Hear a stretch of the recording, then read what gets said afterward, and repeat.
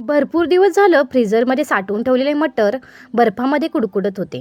त्याच्यापासून भरपूर दिवस झालं काही बनवलंच नव्हतं, म्हणून आज मग त्याच मटरपासून काहीतरी बनवायचं ठरवलं. मग काय केलं, पहिलं मटर काढून घेतले आणि त्याच्यामध्ये पाणी ओतून त्यांना छान धुवून घेतलं.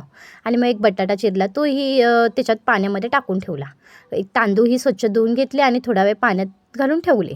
आणि मग कुकरमध्ये तेल ओतलं. तेल छान तापल्यावर त्याच्यात जिरे मोहरी टाकली. त्याच्यामध्ये कांदा टाकला. कांदा भाजून घेतला, मग टॅमॅटो टाकला.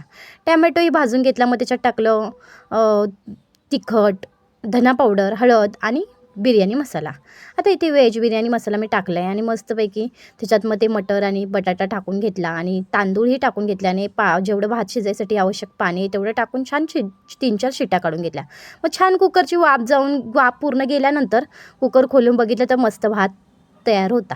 खूप छान वास येत होता त्या भाताचा, कारण त्याच्यात बिर्याणी मसाला टाकलेला मी म्हणून. मग पटकन ताटात सर्व्ह केला आणि खाऊन घेतला. खूपच